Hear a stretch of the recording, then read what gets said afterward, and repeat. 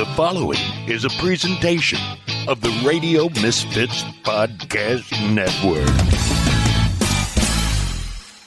From the birthplace of modern winemaking, Sonoma, California, welcome to the Winemakers. Local experts Sam Couture, Bart Hansen, and Brian Casey, along with host John Myers, invite you to listen in as they discuss all facets of winemaking. So sit back, pour yourself a glass, and let's hear what the guys have to say this week. Hell yeah. That's good. that Lodi White Zin pour. Wait, is that what it is? Shout out to the Perlegos brothers. Exactly. Stampede Vineyard. Oh, right on. Friends of the pod. Yeah. Pod. Yeah, that exactly. Great guys. Well, Happy New Year, everybody. Thank you Happy very New much. Year. Thank you. And Happy New Year. I think. As Maybe. the fucking world starts to Just I know. Let's go against the grain. Adam Sabelli-Frisch from Sabelli-Frisch. Start Let's the go show. against the grain and let's actually tell people who the fuck you are before we get this show started. And you just drove up from LA because you basically live in that area that's completely affected by the fires. Right? Yeah, exactly. So we got an evacuation, or actually we left 2 hours before our evacuation order came. So we wanted to beat the crowd. Smart. Yeah. So you're in Altadena or you're in the Palisades? I'm actually in Hollywood. You're in Hollywood. Yeah, right. Oh. Yeah, so the hill, like one hill over, Yeah. Runyon Canyon was Just right. kicked off. Yeah. Yeah, so it was worrisome, but That's what got my in-laws so to far, look to. but I feel really solid for everyone there, of course. I mean, the Pacific Palisades is basically completely gone. Pasadena and Altadena is pretty bad shape. So. Sad times, but yeah. I mean, I don't want to be doom and gloom. Can we just talk about the fires for a second? Sure. So what was pissing me off last night is that you have Trump bashing Newsom about smelt and all kinds of shit. But what I was hoping for is, like, can we start a conversation about fire prevention and clearing a lot of those hills? I mean, we had rain last year, so you had a lot of growth, and then a completely hot summer, and then no rain. Hasn't been raining. But it's a conversation we've been trying to have more and more around here is like, okay, what can we do to stop fires from, but is that even a conversation that has been? I think there is a little bit of a conversation happening, but I think yesterday or the couple of days before this, it wouldn't have mattered because of the wind. Right. It was just, you just couldn't win that one. Yeah. And you could tell the firefighters, like, I mean, they're shout out to them, but they're doing as good as they can. But there's just not a lot they can do. Save lives and save yourself. Yeah. And I mean, let's face it. This is it. The weather is in control of our lives now, right? In this case, Well, I mean, uncontrollable weather. It always has been. We just, when it's controlling us benevolently, Well, we but don't I notice. guess what I was trying to say is climate change. This is another thing of climate change showing us. Like, sure, there's Santa Anas, but there's never been Santa Anas like that, right? Combined with 8 months of no rain, Right. combined with crazy off the charts rainfall the year before to load up the fuel, right? It's all of those things happen normally, Right. but it's all of them happening at the same time. Yeah. That's the extremeness of it. And, we have been on this topic for a long time. Go back to Sasha Berleman, who now is running prescribed burns for the entire Nature Conservancy, which is like all of the Appalachian range or something. So the part of that world burns regularly. Indigenous people burned it regularly to clear the brush. There's that fire ecology behind it. You don't have to burn it all, but burning some, clearing some, these are multi-million-dollar houses in the Palisades. At some point, the insurance companies are going to have to say, you all need to, I think they already have. I think They already there. right? Like, They go have clear this. State Farm. Or it's not get taxed. I think get some taxed. counties or some cities were doing that where you would get taxed. They would come out and check your property, and if you weren't clearing it properly, you would pay some sort of tax. I get clearing orders from LAFD all the time, up my hill, behind the house. So yeah. Well, and it's funny, up here now, they'll send a drone over your house and inspect your roof. Exactly. And tell you that if you don't fix your roof in 30 days, they're going to drop you. You know what? My wife got one a couple weeks ago because they had moss growing on the roof. Right. And they got a notice. Yeah. Right. Yeah. Which you would think would kind of help fire not burn, but It's going to. they're also just looking for anything that they can. It's Any crack. Oh, here's an addition, an ADU that you hadn't permission for. Like, let's nail do that. I wouldn't know anything about that, Adam. You have growing back there. Yeah. Looks like there's 7. You can only have 6. Plants or ADUs? Thank God for wine. Adam, welcome. Thank you so much. Yeah, Thank what are you. we drinking Thank you for anyway? having What me. are So this is the White Zinfandel from Stampede Vineyard in Lodi, and you've had the Perlegos on. They're good friends of mine, fantastic growers and really good people. Great people. And I'm sorry, Jeff, I still owe you money for this harvest. But the check's in the mail. Right. You and every other winemaker in California owes some money that they were supposed to pay to some grower in 2024. I admit freely. But I did this. This is the 22, I think. Yeah. who's got it? Yeah. And I did it in 21, and everyone 23, said... 23. 23. So Yeah. 22 was the first one I made, and everyone said, are you crazy? Nobody's going to buy White Zinfandel. That's dry. But I sold out immediately, so don't listen to people. This year's been a little slower sell. Is there people that want White Zinfandel that's not dry? Yes. Who the fuck are these people? Hey, wait a minute. I cut my teeth on Sutter Home White Zinfandel. Exactly. And how much did you Caro. make at Kenwood in the days? Well, in Kenwood, ours was a Sonoma Valley White Zinfandel. Was it dry? No. Definitely not. I heard he made 3 million cases at the height of Sutter Home. Sutter Home? Oh, I believe that. I And totally it's believe that. insane. Yeah. Yeah. But isn't it the story is that it's kind of saved Zinfandel in this? Absolutely. Saved the old vines, right? Yeah. Saved those vines, I'm sure, Yeah, right? for sure. Saved Berisha, Right. saved the Upper Weiss Vineyard, saved Bedrock. Bedrock. I mean, all of those. Yeah. They were all saved from Yeah. that. So, yeah. Here's to White Zinfandel. Cheers to White Zinfandel. Is there any Zinfandel 2025, the year of White Zinfandel. Let's do it. Let's do it. I love it. Self-actualization. There's a little Zinfandel up on like Howell Mountain. I know Turley gets some, and there's a few places that make some Howell Mountains in. This one Napa's in. Yeah. Outpost does the Hell Outpost Mountain, has right? one. Outpost. Yeah. Henry, what's it called? Henry, yeah. Yeah. Henry family? Yeah. So Cliff family, maybe. Maybe they were but there it's up few there and too. far between, you're without a doubt. There's a little Yeah. Oakville Ranch that goes into a field blend that they make. Oakville Ranch Vineyards. So, Adam, Yeah. I became familiar with you from Instagram. And I would say the last post that made me like reach out, we had communicated once, and then I kind of dropped the ball. But you were going around looking for a place to make wine at in a Yes. town that didn't have a lot of wineries, if That's any. right, yeah. And the discussion was about how it would be a lot simpler to do it that way. Yes. So I'm curious, did that result in anything? And could you tell us where that was? And Yeah, talk that about was that in a little bit. That was in Lassen County, just outside of Susanville. So it's far, far, far, far from where I live. But It's far from where everybody lives. exactly. There's no one there.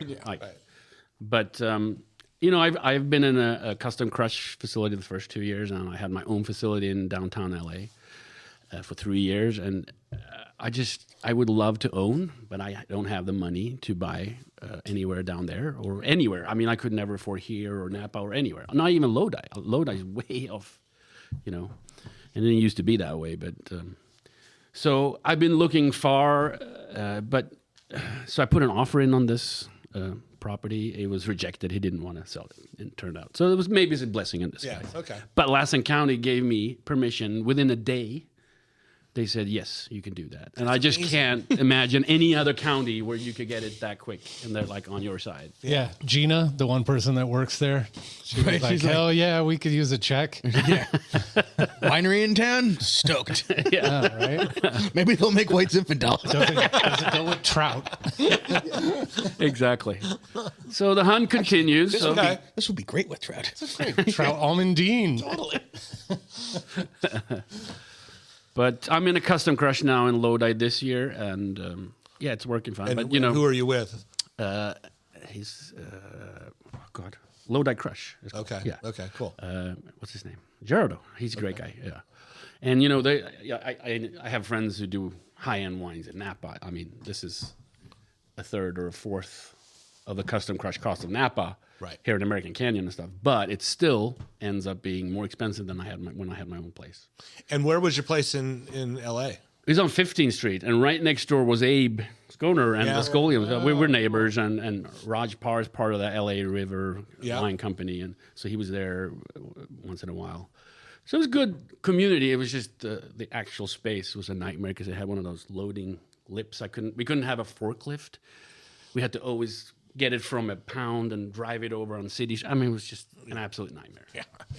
So I just said, I can't do this anymore. Making wine without a forklift is... Yeah, I was going to say, is there anywhere? How do you do that? How do you... Well, you don't, basically. I mean, what do you like, roll? You move to Lodi and find another place. Abe and Raj were trying to do it without a forklift, and they quickly kind of gave up on that. So I was actually using their forklift.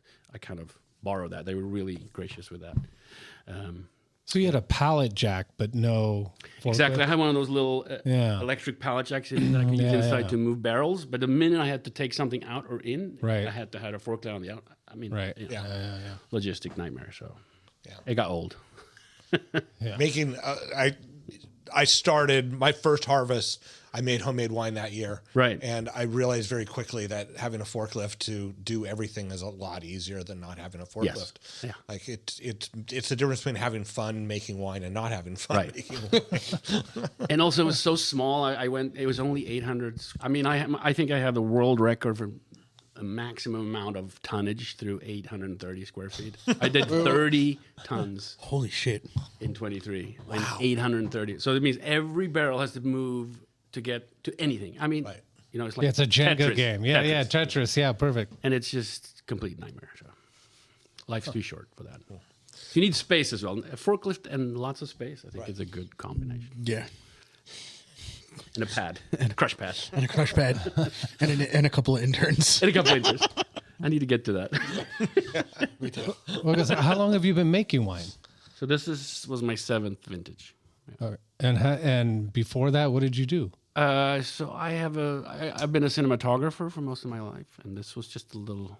I did home wine a couple of years, home winemaking, and then I told my wife, I think I want to try doing this. She's like, yeah, sure, thinking I'll do one barrel or something, and then carboy in the garage. Yeah. And then you go nuts the first year because everyone's offering you fruit. They see you're completely clueless and green. Yeah. And so everyone, hey, why don't you want to do some of this? And I was like, sure, I'll buy that. And then you have all of a sudden had 15 tons the first year. Yeah, I know exactly how it goes, huh, Sam? Yeah. Parking lot of Sonoma Market. I just did my inventory, and I'm like, where did this come from? Oh yeah, Sam. Help out a friend. That's what it was. Can you help out a friend? I got a bin for you. It's brimming. Wine tastes really good. Where is it? Where's that? We're down in the warehouses on 8th Street East. I share with Jamie Kutch and Steve. Oh, cool. Nice. Steve Law. Okay. But I'm actually thinking of moving out. Yeah, I mean it's sounds like if you're saying it on the show. That no, it's I've told Steve that it looks like I'm moving out. I'm doing the last little bit of math, but it was a good reason to do it at the time because I could get my O2 and I could start holding tastings kind of on the QT. But I was paying a premium for it. It's a lot of space that I'm sharing with these other guys, and the math isn't working now. And I can do it cheaper in a custom crush and less expensive. Less expensive in a custom crush, and the place I'm looking at will let me do as much as I want to do. Oh, cool. So that's kind of where I'm going. I mean, it's. I don't have to tell you guys, it's about math when it comes down to this business so much. And, I've grown the business, incrementally each year, but it's not by leaps and bounds. So the only thing I can control is the cost, in a way. I can't really grow faster. I could probably if I did smarter moves, but, it's been like this, So can we talk a little bit about your cinematography and Sure. what that's like, and where did how did you come to become a cinematographer? Well, I was always really interested in film and stuff, so I wanted to be in film. And then Where did you grow up? I grew up in Sweden. Stockholm. Okay. Yeah. So this bastion of winemaking, Yeah, as you know. Yeah. But truly love wine, They love wine. right? Yeah. I mean, I know Jamie sells like a pallet a year or more. Exactly. I have a good distributor too. They buy a lot of wine. They're very interested in wine. Yeah. I think they've lockstep with American consumers in their discovery of wine. Like when I grew up, like I'm old. I'm from the 70s. Like 80s, people had no clue. When I started to listen to my grandfather was big into wine. 80s and 90s, and now they know. It's like I think like America also kind of discovered wine during that period, right? Yeah. Anyway, what were we talking about? Well, how old were you when you moved here from Sweden? So I lived 8 years before that in London. That's kind of where I built my film cinematography career. And then I got an agent out here for my cinematography, and I started coming out for work. And I really enjoyed California, and the sun was shining, and I earned 3 times as much as I did there. So I was like, sure, I'll do this. So I came in 2010 full time. So cinematography, that means you're the man behind the camera? That's right, yes. And so live action, I mean, whatever they contract for you? Yeah, I mean, I wanted to do feature films. That's, that was my love. I love movies, It happened that I went into music videos, which most people do. They start their career, cut their teeth on music videos. And then I went into commercials. And commercials are... Wait, music videos. Wait, talk more. Say more. Music videos. Yeah. I did a lot back in... This is the London days, mainly. Yeah. So I did most of the Amy Winehouse and all that stuff. Lots of kind of Brit pop. It was that whole...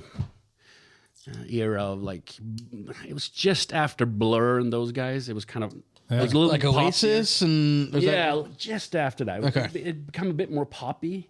It was like a lot of girl bands and boy bands. A lot of that kind of stuff. Cool. A little more dance friendly. Yeah. Yeah. So that what was do they great. do? They give you like $300,000 and say shoot a video, and then you get paid out of that I get money. nothing exactly. Yeah. Cold pizza for 18 hours. you keep the change. Right. Yeah, but exactly. I mean, the budgets were like £50,000. Was that $80,000? That was kind of what it was For a 3-minute. Yeah, for Final, 3 minutes. right. Yeah, and we shot most of them in one day. Sometimes you did 2-day shoots, but most of those videos are done in a day. So they're always long days. A lot of work, but also very fun, and you learn a lot. So Is that all shot on? Is it all shot on film? Is it back digital then, now? Yeah, back then it was film. So it was like if you had money, you shot on 35 mil. If you didn't have any money, it was 16 mil. Okay. So most of the times it was 16 mil. But and you got like 10 rolls. Each roll was 10 minutes of film, and that was the producer was like, "That's all I have. Make it happen. Make it happen for 10 rolls. That's it." But we knew they always had one extra roll, so we were like, Stashed. "We gotta get this. We have this." Okay, here's the 11th roll. It was great. But And so, and are you still doing cinematography? yes, so this migrated to shooting commercials here in America, and I kind of never really got the feature work. You fall into, and I have a family, and the money's good, and you're home more. Yeah. You go on features. You're 8 months in Calgary shooting some show, or it's not so easy for the family always. So it never really happened, and I'm okay with that. I've come to terms with that. I wanted to do movies, but commercials have been a great career. Now film is, I don't know if you know, but it's kind of Rough. It's rough. It's in the shit. It's worse. It's worse than the wine business. Worse than wine. So, I still shoot commercials, but it's less and less each year. You know, and so I can focus more on the wine. Yeah. Any commercials that we've seen that we would go, oh, There's a horrible Walmart one that runs right now. You can see. okay. I did a lot of car commercials for a while. Yeah. I was a car guy. A lot of Hyundai and stuff like that. So, but, you know, cars aren't commercial. They're Go not out to that track out in the Inland Empire and That's right. Yeah. watch cars go. by your Tejon camp. Ranch was Yeah, always oh. a big for Okay. there's like beautiful roads there. Yeah, You yeah. could always get like really nice Up on the stuff. grapevine. Yeah. Exactly. Sorry, I know we talk a lot about wine. I'm super interested in cinematography. Yeah. And then when I just moved here, we used to go to Marin County. Marin County. And shoot there a lot for car commercials. Out there in the hills, West County. Yeah, you know, my cousins have a ranch in Marin County, and Toyota has filmed 10 or 15 commercials on their property. Well, it's our rolling hills, right? The rolling hills are look kind of nice on a beautiful green kind of, Yeah. So used to be green. It's green this year. Is that the most expensive county around here? In Northern California, that and maybe Palo Alto, Santa Clara, San Mateo, right? Yeah, but that's the whole thing about Marin County is like 75% of Marin County is open space. Is it? So it's a lot of very concentrated area, and so therefore very expensive. Yeah. That whole, like along the 101 corridor. Yeah. And then you get out West County, and there's. It's all open space or ranches, you know, and both federal and state. Any vineyards? Not much, right? Not a lot. It's happening. It's happening. Yeah. Towards the coast. Yeah, I mean, you know, the climate change is helping it become more viable. Yeah. As far as, 30 years ago, it was too foggy and cold pretty much anywhere. Right. But there's some West County, and then there's that funny little vineyard like right on the side of the highway in used to be in Novato. It's called the Pacheco Ranch. Yeah, Pacheco Ranch. Yeah, and it was a Cabernet vineyard right on 101, right by cold as hell. Right by the gas station Marin that's under Joe's. construction. Oh, okay. No, it's further north than that, isn't it? Oh, you're right. It is. It's like almost right. It's like almost Novato, Marinwood, something like that. Yeah. Well, and then TJ, the winemaker at Domaine Carneros, him and Anne Moeller Rock, Anna, they had a vineyard that they were making Pinot Noir from out in Marin too. Yeah. Oh, yeah. I mean, they're out there, out Chelina Valley and out Spring Hill Road. Right. Like when you come past McAvoy. Yep. Down towards Nicosia River, there's a big vineyard. Yeah. Well, and McAvoy. Right, and McAvoy. Right. So McAvoy olive oil, and that's part of the was the Chronicle family. Was the Chronicle? Yeah. Right. But Marin is probably the most expensive in North Bay. Yeah. Neighborhood. I mean, Sonoma and far off. Right. Sonoma and Napa are like right there. Yeah. Okay, so you were a home winemaker. Yes. Wait, but how come you wanted to make wine? Like, what the hell's wrong with you? It's that old romantic idea, I think. Doesn't everyone dream about having a little house and an estate? And I don't know where it came from, but my grandfather was very much into wine, so I had it a little bit from him. He was big into Bordeaux, and so I don't know. Maybe that's where it came from. So who was the person that mentored you or held your hand into this first step? Like. Well, this is the thing, and I wish I didn't go to any UC Davis or anything like that, and I wish I had, because I am still pretty clueless as a winemaker, but I make it work. Yeah. I've learned on the job, but I wish I could have avoided a lot of mistakes if I knew what I was doing. But there you go. But I'm still making mistakes, but it doesn't make as good of a show that way, though. Right. Well, I just I don't release the mistakes. You know what I'm saying? No, I mean, blend them away. Right, exactly. Well, if you're in a facility with Raj, I mean, Abe does some weird shit, so I don't know how much you're learning. Abe really knows. I mean, he knows like this, but he has obviously has a method and an idea about how he wants to do it. So we did. I used to always call him when I had like problems, because he could always kind of pinpoint what the problem was. Him and a couple others. Yeah. So I guess what I'm wondering is, like, I know for me, my first year, I'd worked at wineries, so I had that. But when I started my own, I was like, oh man, yeah, I know exactly what you mean. I couldn't even attach I didn't know what a clamp was. Right. So I had to go to another winery. It's like, you have to teach me how to put the hoses together and the clamp and the EPMs and stuff. So that first harvest, I had where was it? No clue. That first harvest, where was it? First professional harvest. The first harvest, which I mentioned to you, Ryan, it was, I found Colombard. I wanted Colombard for some reason. I found it on the Craigslist in Sonoma at a homestead. And I negotiated, and it was like old vines, And I went up, and there was not a professional vineyard, of course. He worked at Caltrans. He had no clue about, I just bought this property. They've been here. So I went up, harvested half of it with my wife's brother. And then halfway through, it was like, oh, maybe I should check the sugars on these. And got the bricks meter out, and it was like 16 bricks. So I called the custom crush facility. They have, the winemaker down there. I said, like, listen, what's going on here?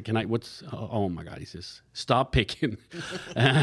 Bring it down. Let's see if we can kind of even ferment it, Because I wanted to be all natural fermented. Yeah. All that crap. So yeah, that's what Bags we did. of C&H sugar is natural, isn't it? Get the organic stuff. Exactly. But, not that anybody would ever do that kind of thing in the nobody. No.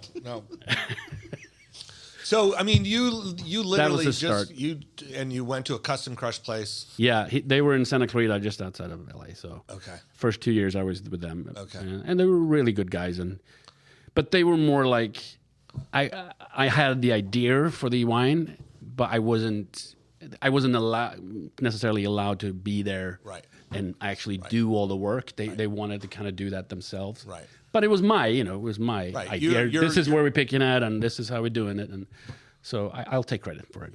But they really helped me. They made those 2 years are also really nice, clean wines. Yeah. And after that, when I was on my own, it was a much higher. That 2020 was the first vintage on my own.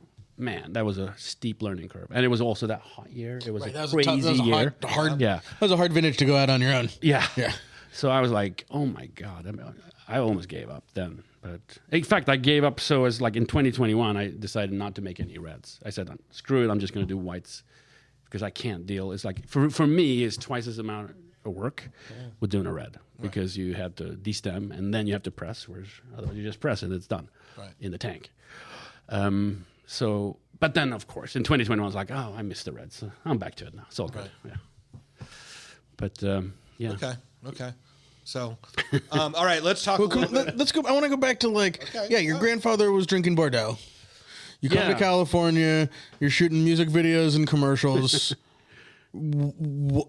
Are you drinking wine all the time in LA? Like, what was the LA wine? What was your LA wine world in that sort of question. Like before you decided to go pick some French Colombard? Because it has it's part of it as well. Because I'm like in 2014, 2015, I got really into natural wines like most people did then, urban, And as I was all into that, and that's kind of what's informed the winery. I wanted to be natural ferments and Wait, sorry, can you stop there? So what was when you say that, like what was and I'll tell you the first wine that really...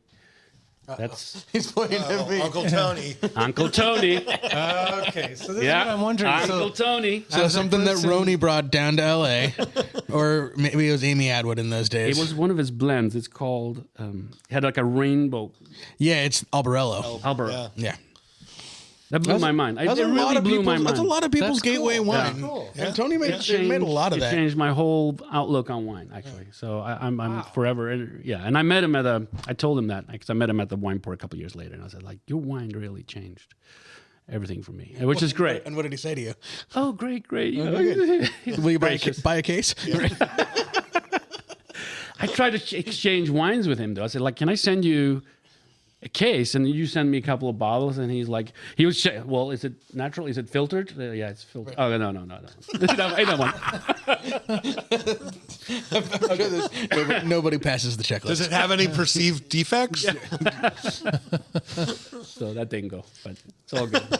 But that wine was amazing. So, but it wasn't personally for you, it was that you didn't want to use chemicals, or you just thought those wines tasted more interesting? Yeah, exactly. And that I was on a kick on that, I think, a little bit. And I said, you can. And I was reading up on how you do natural ferments, and I was like, wow, this is amazing. You don't need anything. You can just make it in a bucket. Yeah, totally. And you can. But so that's what started it all. So I was kind of gung ho on that in the beginning, and that led to me wanting only to do Native American grapes from the other strains. And then I managed to get my hands on a couple of those Scuppernong wines and stuff, and they're all pretty much, they're not, I don't know, I shouldn't say anything bad, but they weren't really what I wanted and maybe necessarily wine. Norton. Because what is Native American grape mean like to you? Like, so they have the indigenous varieties of, but they're not Vinus vinifera, right? Exactly. Okay. Vinus rupestris and Brusca. They have a whole strain of different that have developed here on their own. Some of them have cross pollinated with native, which I think Norton might be a hybrid. Yeah, I think so. Yeah. Huh. And what's the one that we have in grape juices all the time? Concord is I think it's a hybrid too, right? Okay. But so anyway, so that was the idea, and then I tried some of the wines and they were all horrible, and I thought, nobody knows me. I'm going to go out natural wine.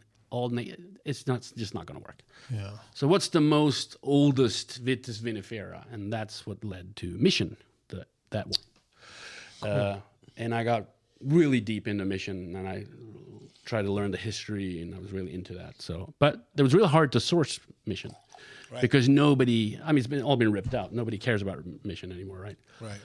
So finally, I did find this one on what's that called? Thewinebusiness.com. Yeah. And it was Summers Vineyard, and I've been with them ever since. It's. And now there's probably people waiting for you to, there's people in line probably waiting for those grapes, right? Yeah, at least there was a couple of years there where they actually sold out, and it's a big vineyard. And it's located where? It's in Lodi, Killamee. Yeah. And it's all own rooted. Pour this next. Yeah. And Mission's great. It's what started me off the map a little bit. People were interested in Mission. You tell the story about it and the history, and they're excited. Oh, sorry, I skipped your rosé, Brian. We could go back. Flame Tokay too, which is. Oh shit! Yeah. We should. Right. It's all good. And I called it La Malinche in the beginning because it was named after Hernan Cortez. He took like a local wife when he took Mexico. So I call it La Malinche after her because that's where the grape came to the New World. It came with Hernan Cortez's ships to Mexico and spread down and north. So it's big in Chile. In Chile, it's called País, same grape, and it's called Criolla Chica in Argentina. I like that one. And Peru. So it's safe to say you're a history guy. Yeah, a little bit. Yeah. Definitely when it comes to this. Yeah. So I got gung-ho about this grape, and it's been great. It put me on the map in many ways. I was a little naive in the beginning, thinking this is going to be maybe the new. Everyone's going to, and once they satisfy their curiosity about it, it's not. Right. It's a curiosity grape, and I learned that year too that it's. Once they've tried it a couple of times, they're not going to keep buying it necessarily like they would on a Pinot or a Cabernet. But I'm still producing it, so yeah. Well, it's not something that most people would see on a wine list and say, "Oh, let's drink Mission tonight." No, exactly. But people that are into wine like us, we want to try it. Yeah, exactly. Yeah, because we're curious people. Exactly. Yeah. And I serve it chilled normally because it tampers a little bit of that little herbal. It's Campari notes. Someone said. I kind of like that though. I'm here for it. Totally. I once heard of have some smoky meat. Not necessarily smoked, but like just a little. Bill, one of our wine club members, he's like an electrician. He came in here last week and he brought some smoked quail or pheasant. It was pheasant. Where was I? You were gone. Fuck. You haven't been around. I always miss the good stuff. And it was dark meat and white meat. So he had two different bags. And Tristan and I, he thought we were just going to want to try it. We ended up eating the whole bag. This would be amazing. Right. Yeah. And a little gamey. Yeah. It's not gamey though. It's not. That's what we thought it was going to be, kind of gamey. Because it was smoked. Smoked. It was quail. fucking delicious. Who was this? Bill? Yeah, Bill. He's. You should get to know your wine club. One of my favorite wine club members. Exactly. I hope he's listening and brings more listen in. To the podcast. He's super old school. I don't even think he would know how to download a podcast. I heard a podcast a while back, and it was talking about the fact that American palates don't really like things bitter. Yeah. Right. And how in Europe and other places with things like Campari and aperitifs or broccoli rabe. Yeah. Right. People here will eat broccoli to get your kids to eat it. You put nacho cheese sauce on it, right. But French kids will eat woolly broccoli raw, so they gain an appreciation for that flavor profile. Right. And everything here is sweet. Yeah. And I know I was definitely raised on that, and I've come to, in my adult life, appreciate things that are bitter and and maybe I'm a little bitter in general, so maybe that's becoming that way, but it's just with age. Mark Maron flavor. No, exactly. But you're exactly right, And it has a little bit of, Campari is a good description for it. Yeah, it's delicious. And where are your wines going? Or what is your thought process when you start making wine? Are you thinking, I can start a wine club, or I'm going to sell to local wine shops, exactly. Or that wasn't even... That's the other, you all know, like making the wine's the easy part, right? Selling is really hard. Because you're a one-man show, right? One-man show. And I was, thankfully, Wine Berserkers, the forum, I was pretty active on there, and it really helped in the beginning. It was great. Were you active on there before you were producing also, or you got on there and started? When I had started already, but I hadn't released yet. Okay. So I was kind of... But I wasn't there to sell, or at least I hope. I mean, obviously, you always a little bit, but... ABC. Yeah. Always be closing. Yeah. Glengarry and Ross. That's right. You got him? Okay. We're with the movie buff here, man. I'm pulling out all my stops. No, you don't know where I was going. I'm like, ABC always be selling?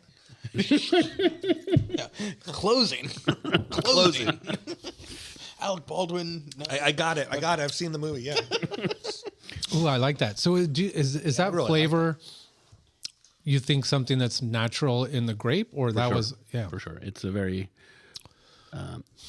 high tannic grape in many ways, but not a lot of acid. So you have to kind of pick it. Once it goes over 23 to 23.5 bricks, it just kind of falls off a cliff a little bit with the acid. So you got to be a little young, but you can't be too early either, because then it's just nothing. But will you talk about the winemaking on this a little bit, because it's this beautiful color. Yeah, it's not rosé, but is it rosé? I mean, what were you? It is. Is like skin contact, full fermentation, or what did you do here? Yeah.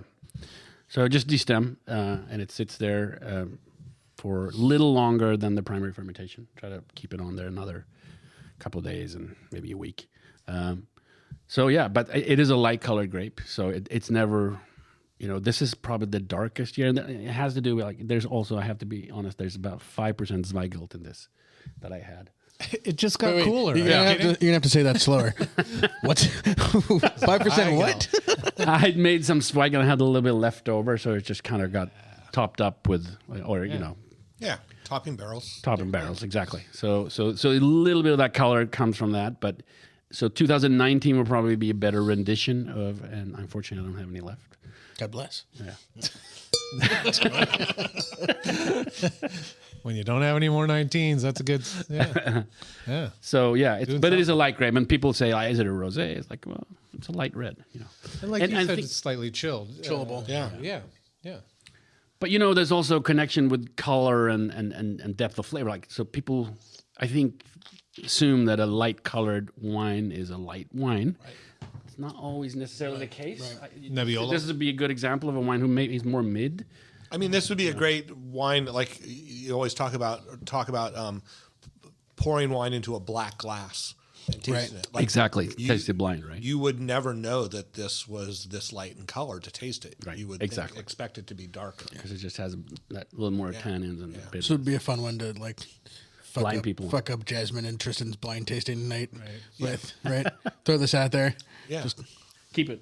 Right. I'm sick of this wine anyway. And just watch the Nest Cam on the deck and see what happens when they're pouring it. No, and I'm getting more, and that Campari, that flavor is lingering now with me. It's like the more I'm drinking, and strawberries. I love it. I get strawberries and Campari. That's what totally. I get. Well, I mean, and Campari is sweet, right? Yeah. I mean, it is actually. I mean, it's very sweet. It just tastes sort of that medicinal herbal bitter thing. Yeah. Spoonful of sugar helps the medicine go down, right? Yeah. So there's that fruit that And you'll see maybe when we get to the Angelica why this grape is so well suited for, because it leans a little bit portish in some notes, right?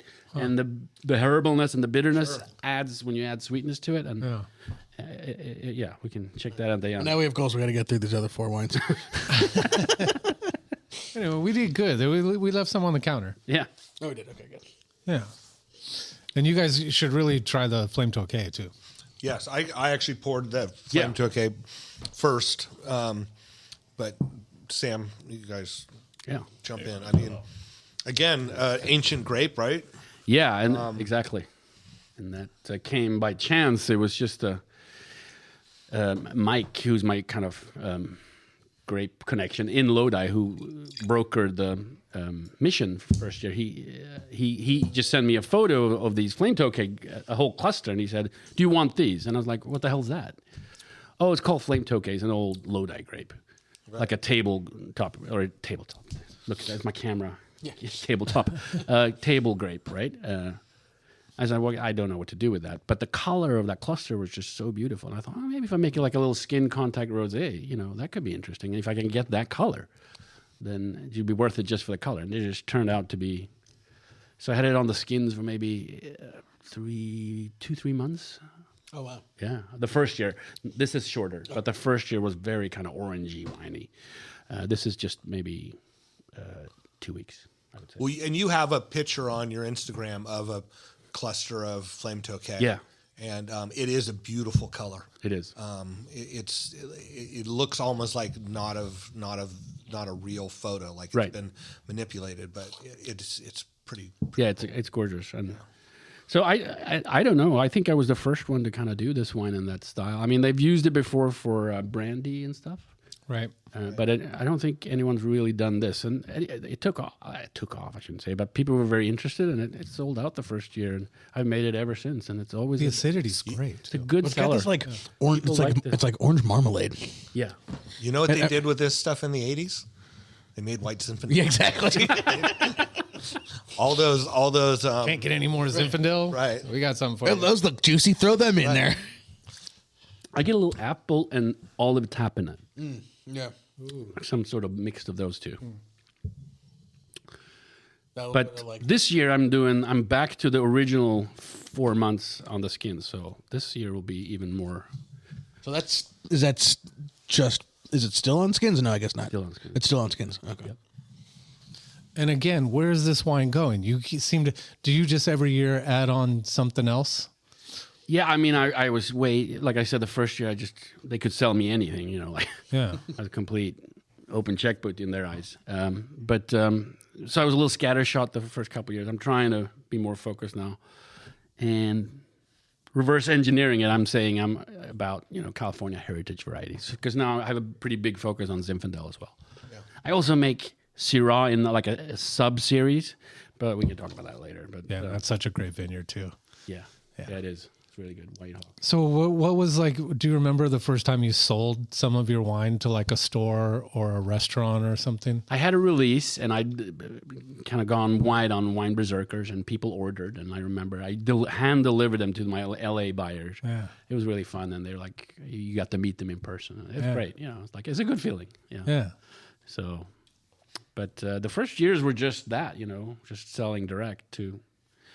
And then I got some importers abroad. Scandinavia is pretty big for me. I have both in Denmark and Sweden, and they're pretty decent buyers, Yeah.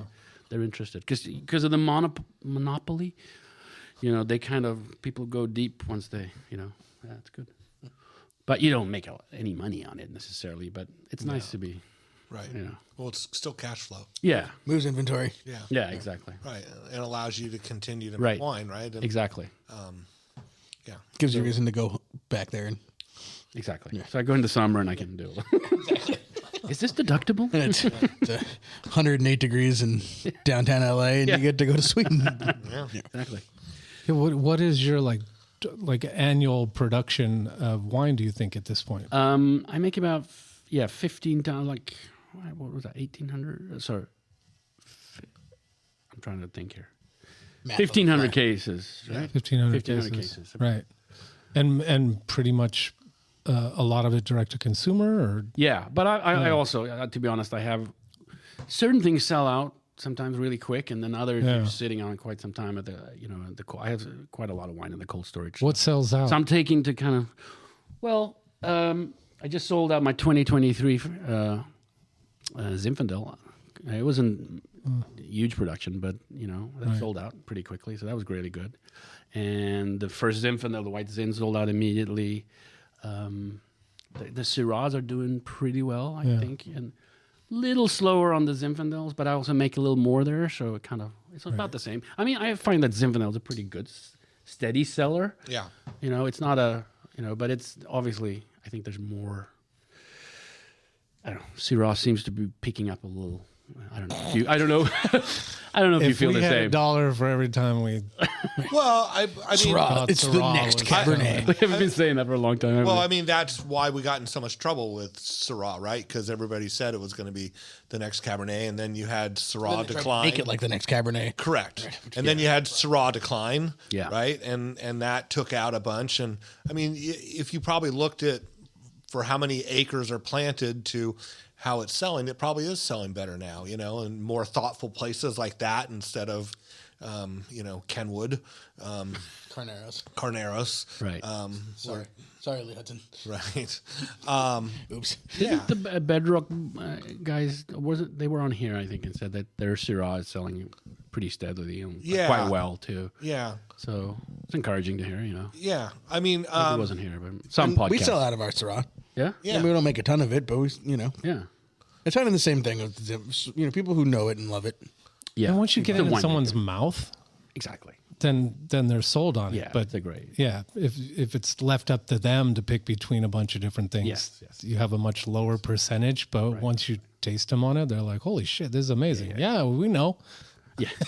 We all know. Yeah. That's why we make it. That's why. And we I've done make that. it. I've sometimes gone to there's a big, Asian Chinese community in East LA, San Gabriel Valley, and I try to sell wine to Chinese, because, and they just, it doesn't work with the strange grapes. They want Cabernet, and that's it. Chardonnay, Cabernet, like anything else. Like what the hell is this? I never heard of it. No, Right. It's just pointless. Yeah. You don't even try. And it's got to be from Napa, and and that's it. Right. Wine culture is an interesting thing, right? Like, I don't believe that Orange County has a wine culture. It's like Chardonnay. It's Rombauer Chardonnay. And, They have a wine culture, it just sucks. right. Where LA, at least, there's more of a food culture, and so therefore you hope that there's a wine culture. And but you're right. In those neighborhoods, maybe not. Right. But other places. And I've been to the Manhattan Beach Club or a tennis club. They have a charity thing each year. I've been to those a couple of times, pouring. And, I mean, there's a lot of really, really rich people. And they're the same. They're like, they don't want. Like, do you have Cabernet? It's like, nope. I have Zinfandel. Nope. They just walk off. Yeah. Pinot Noir? You know what? I like the grapes that you're working with, though, and the style you're making, because I think if it's younger people are more experimental with the things that they'll try. And the natural wine movement has really helped them. Yeah, and they like hearing that you're doing native ferments, and they're Although I'm not really pushing that anymore because as well as I do. You get a stuck one.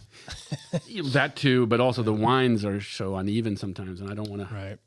I want to make age-worthy wines that are good wines. Yeah. That's my goal. So I don't really push that anymore. But if anyone asks, it's only So are you with a broker or distributor here in the United States? I was with Martins here. They're big, old French. Sure. They had a very small American portfolio, and we parted ways here recently. And it's just, I think it's hard for them to, it's the market's tough right now, and my wines weren't maybe selling, and they weren't as interested at selling them either.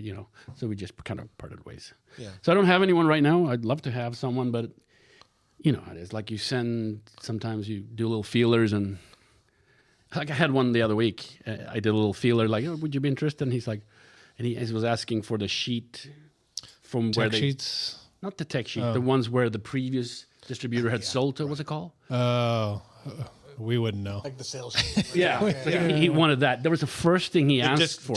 Depletion sheet. Right. Right, he wants to see where it's going, like so that way he can go back in and exactly. That was the first thing he asked for, and then I sent it to him, and then I haven't heard a word since. He just took that, and that's just how they're all. I don't know. He probably took that list and took some other things he had in inventory and went to sell to him. I mean, that's exactly it. Yeah. I mean, unfortunately, I guess I'm never going to get picked up by a broker or distributor because I think I say this is that unless you're there. The book's this long and you're there, you have to be there on their shoulder going, don't forget about me. Don't forget about me. Exactly. Because you're a different sell as opposed to walking in and going, I'll take 5 cases of Bedrock. Yeah, of course. Right? You're welcome, Chris. Yeah. Speaking of, while Take you're 10. here, do you know a Valley restaurant just a few doors down? No. Oh, yeah. I mean, I don't know if you have any more wine in the car, but Lauren, who I think they're open. who is the wine buyer there, would totally be excited call about and trying talk these to them. wines. Yeah. Yeah, no, I can come up with some wine for sure. Yeah. Cool. If you have her name, and I'll definitely follow up. And then you should also talk to our friend Todd at Sonoma's Best when we can hook you up with that also. All right. Oh, thank you. I appreciate it. Make your trip worthwhile while you're up here. Feel bad you might not be going back to a home. All right. Exactly. Yeah. My God. Yeah. It's bad. Yeah. It's really bad. But yeah. All right, so let's see what else. What this year during harvest? What was like one of your tough challenges from this last harvest? This one? And what was something that was like surprisingly exciting or a fun discovery? Yeah, this one was very easy. This is the easiest one I've done, and it's also because I'm in a custom crush where you can kind of pawn off a little bit of that work to them. Right. So it's easier. I bring the grapes and I stand there and chit chat about what we need to do, and then they do some of the heavy lifting, Right. which is great. But you pay for that, of course, Right. So it was very, very easy this year. Very, very easy. I mean, I had I had my Riesling that I take from Lodi. I make a lot of the Riesling as well. I love Riesling. So. It doesn't sell, but I just keep doing it. I don't know why. But Because you're a wine nerd. yeah, I love Riesling. that was stuck. We love Riesling. And it's now got VA in it, so it's just one of those things that happens. First time that happened though from that vineyard. So It does seem like that happened a little more often this year. yeah, maybe. I know a couple people who had some problems with things sticking, finishing ML, still with a bunch of residual. Yeah. Fighting that battle. Yeah. That's winemaking. Yeah. But this year, I mean, it seems like there was a little more of it this year.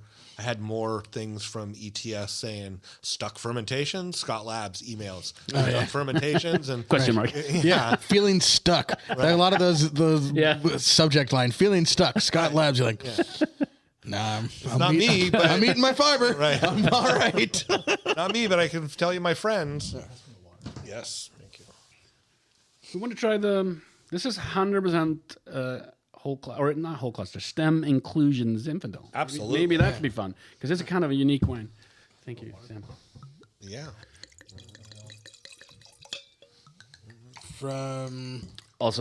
So this vineyard, Jacob's 2 acres is what we call it. I lease this and farm this now.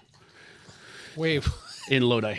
Farm it like lease you're it out and there. farm Yeah, it? I mean, I have Mike farms it for me. Mike, who's my grape guy in Lodi, he does it for me. But I'm, in conjunction. I mean, we talk about it, but he does the heavy lifting. Yeah, who am I kidding? I'm a city boy. No, that's all right. I mean, He owns the tractor. So, it's good. They're from the '60s. Old vines. Yeah, old vines. According to Morgan. Right. And what vintage is this? It's 23. So it's a pretty fresh little thing. But this is I love this because it's a whole clustery kind of fresh and herbal. And this would be good for like a lighter dishes. Mm-hmm. Yeah. But I hadn't really seen anyone do, I mean, I'm sure they do, but I haven't heard of anyone doing 100% kind of stem inclusion. So you were very specific with that stem inclusion and not whole cluster. Yeah. So you're destemming and then adding the stems back in? Exactly, because it was just logistically, that was the easiest thing to do in that tank, because they wanted to push it through this 3-inch, and they can't do that. Right. So that's how we did it. And then, so what did you do? Layer in the stems, or just throw them on top and work Layer them them through? in, yeah. Layer them in. Yeah. And then punch downs or pump overs on something. That was a pump over because this vineyard. I leased the whole thing, and I couldn't sell any of the grapes, so I made the whole 8 tons of this. So I have a lot of it that I need to sell. So yeah. What's the year of Zinfandel? So thank God you There you made a go. lot of it. That's the year of Zinfandel. Yeah. Raisin. 25? 2025, the year of Raisin. Zinfandel. Yeah. See, now people in LA are going to be saying it, and once people in LA are saying what I'm things, saying? it's national. Yeah. Right. Then International. it'll be in There's movies. going to be From your billboards mouth to for your God's ears. consideration. The year of Zinfandel. Yeah. How much zin do you make? Oh, I don't know. Too much. You make zin at all? I make Zin. It varies from year to year. Right now, I'm selling 3 different Zins. Going forward, well, yeah, I've got a couple for each year for going forward, and they're all stylistically different, because they're just from their individual pieces, so they're just made the same but different spaces, so they make completely different wines, of course. Yeah. What I like about this is that it's definitely Zin, and it has that kind of herbal note and stuff, but it doesn't have any raisin character, of which I, in my older years, have come subject to not liking the raisin character exactly in what you Zin mean. that I used to like fully love. Yeah. But I think it was the raisiny with like oak.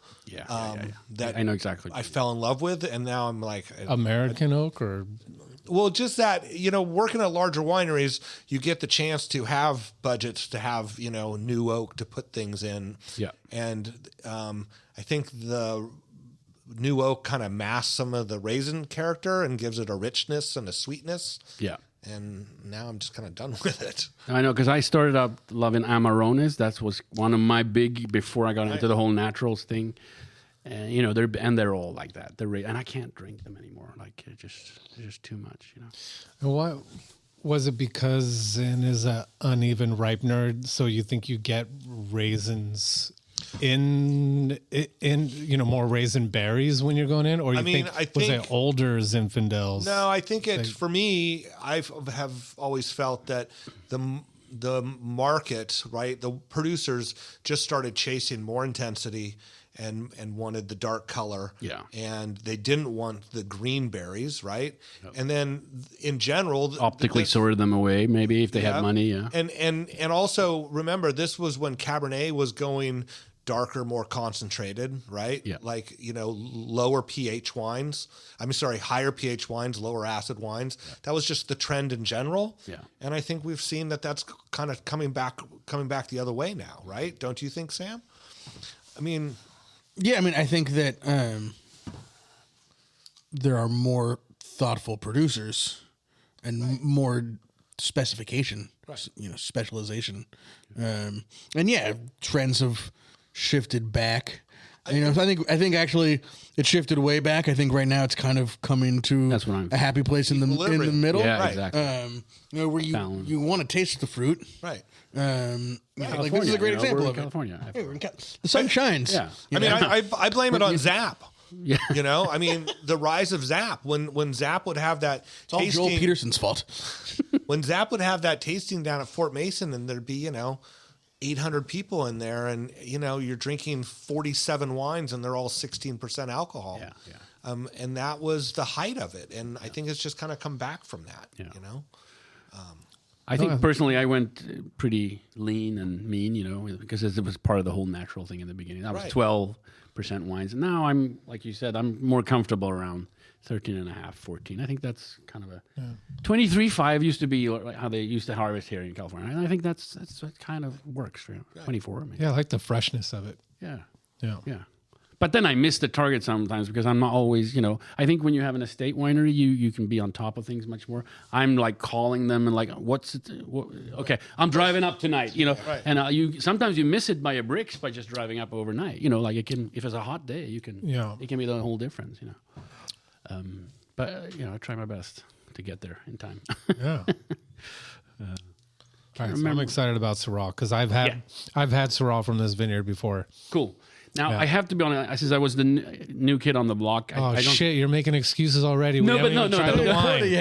What the hell? No, but I don't think I got the best kind of blocks because those are reserved for the big guys, you know. Because Morgan went in and took them already. Yeah. Morgan said, "Oh, no, I don't want this block. I want that block." Yeah. And they said, "Well, that's Adam's block." And he said, "Adam who?"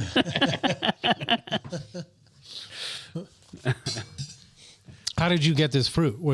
Had you had wines from this vineyard before? When talk about since you're bigging up the vineyard, will you say it, Brian? White Hawk. White Hawk, yes. Santa Barbara County. Yeah. It's not in an AVA. It's just Santa Barbara County because I think they're trying to get it into one of the new AVAs, but it's not there yet. It's got a cool Cat name, Canyon, though. yeah. Cat Canyon is a great vineyard. I mean, Andremeli, Ojai. They've done great wines from this vineyards, you know. So. And Syrah does really well in Santa Barbara County. It's that Pinot. When do you pick it? That's the biggest question about Syrah in Santa Barbara County, right? Right. If you can get it in before Thanksgiving.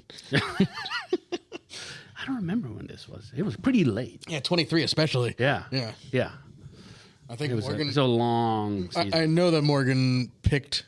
It was maybe one of the first times in the history of 16600 and Bedrock that Morgan picked after we did, because it was the Santa Barbara and the Biennacido and stuff like that. Yeah.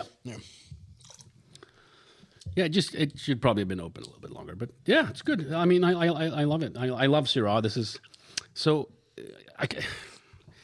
I'm doing this California heritage variety idea for the wine with the white labels. Sure. But then I always love Syrah, so I want to make Syrah. I'm like, how does that fit with because it's not really a California heritage variety necessarily, right?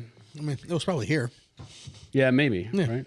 Probably so I started like a sub-label called Biograph. So this like blue labeled. I just reverse the colors, and it's only Syrah or Rhone varieties in this. Okay. So I have a Grenache. Wait. That's wasted. What? Yeah, I have a couple more Syrahs as well. Wait, what? I totally missed that part. There's other varietals in here? Other varieties No, not in this wine. In this series. In the sub-label, I have it. In this sub-label. What else? So you're doing So I've done 3 Syrahs. One's from Lodi, one from Santa Barbara, and I have what's the third one? 2 from Lodi. Sorry. Okay. The Bench vineyard. I don't know. Pax makes from that vineyard. It's really nice vineyard, organically farmed. I love Pax's wine. I think he charges $32 for his. I mean, it's one of my absolute favorite Syrahs from California.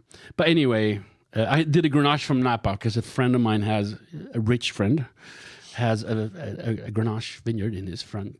Where is this? It's in what's the hot town on the top? What's it called? I always Calistoga. Calistoga. That's it.